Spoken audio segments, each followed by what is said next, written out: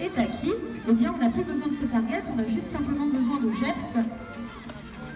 Et donc c'est comme ça qu'on va leur apprendre de nouveaux exercices à chaque fois. Alors bien sûr je vous demanderai de ne pas reproduire les gestes que vous voyez, puisque vous n'avez pas de poisson, et puis vous n'êtes pas entraîneur, donc je vous remercie de ne pas reproduire ce que vous voyez, mais de profiter plutôt de ce que vous êtes en train d'observer. Voilà. Oh.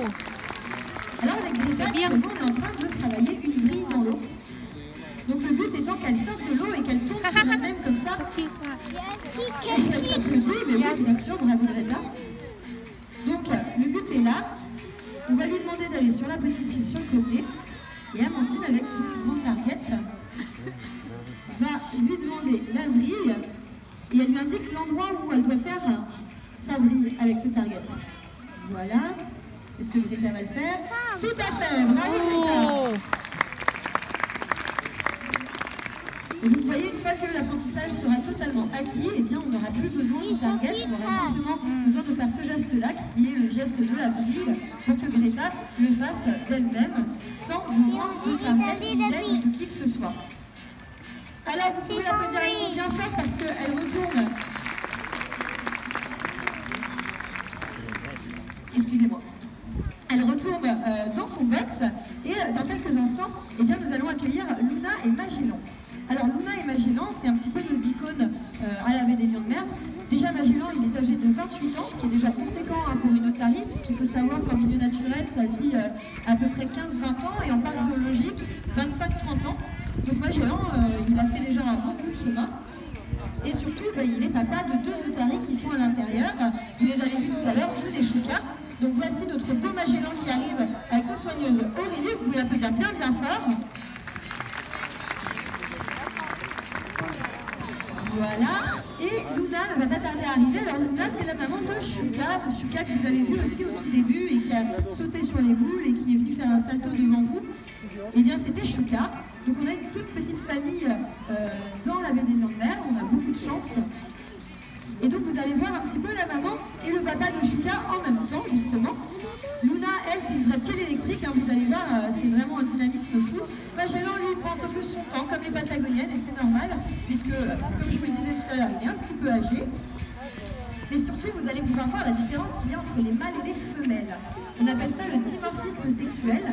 Donc c'est justement les différences apparentes qu'il y a entre les mâles et les femelles. Par exemple, chez le lion et la lionne, ça se voit beaucoup, puisque le lion, il a une grosse crinière. Mais chez les otaries, eh bien aussi, ça se voit. Vous allez voir dans quelques instants quand Luna va arriver. Mais Magellan, par exemple, voilà, voici notre Luna. Vous pouvez l'applaudir bien bien fort, elle arrive par le petit toboggan. Voilà. Alors Luna, elle est à peu près dans les 80 kilos. Magellan, lui, vous avez vu son gabarit. S'il veut bien revenir parmi nous lui aussi, parce qu'il est un petit peu déconcentré. Magellan, regardez, vous avez les deux ensemble. Magellan, il est dans les 200 kilos. Et encore, c'est un petit mâle. Ça peut aller jusqu'à 350 kilos, une otarie de Californie. Ensuite, il y a une deuxième chose, une deuxième différence entre les deux. Je ne sais pas si vous arrivez à le voir. Est-ce que Aurélie, tu peux donner un indice au public? Elle est en train de toucher quelque chose là que Luna n'a pas. Est-ce que vous arrivez à le voir là où vous êtes?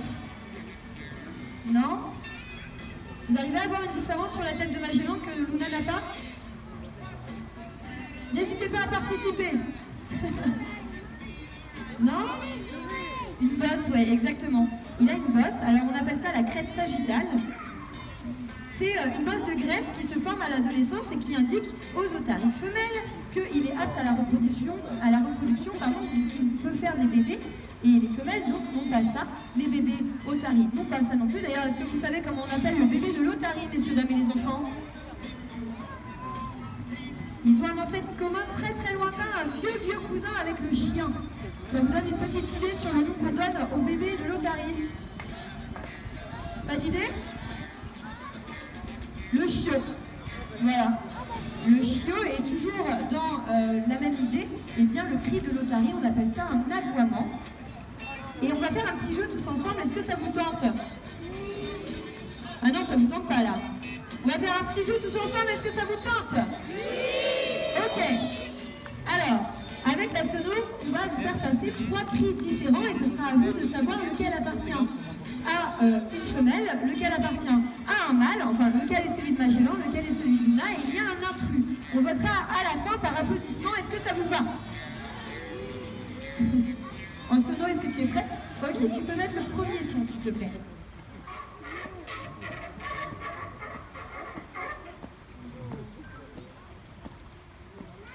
Ok, deuxième son.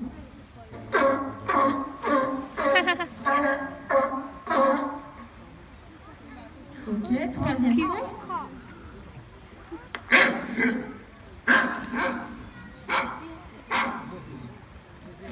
D'accord, est-ce que vous avez bien écouté?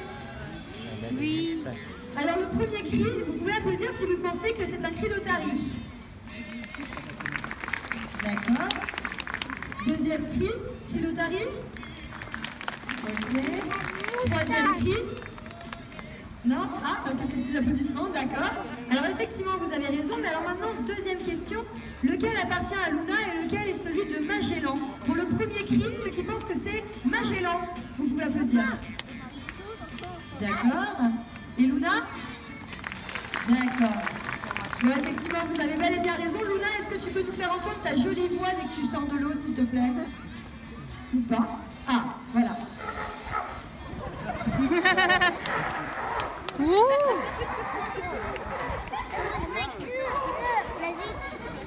Vous pouvez applaudir bien fort, s'il vous plaît.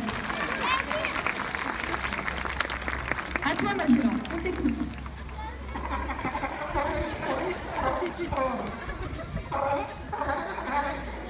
Bravo, Magellan, vous pouvez applaudir bien fort. Donc vous voyez, effectivement, chaque otarie a son propre cri, a sa propre voix, et c'est même grâce à ça qu'on les reconnaît parfois, même sans les voir.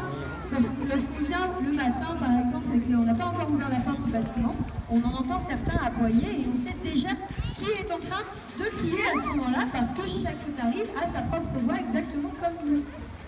Alors dans quelques instants, eh bien, mes collègues vont se retrouver au vitre avec Magellan et Luna, et elles vont faire une session d'entraînement au vitre. Donc c'est une manière de diversifier un petit peu aussi les exercices qu'on leur demande, parce que ça leur demande une autre concentration de répondre au comportement à travers une vitre et dans l'eau. Vous allez voir qu'ils savent faire plein de choses différentes.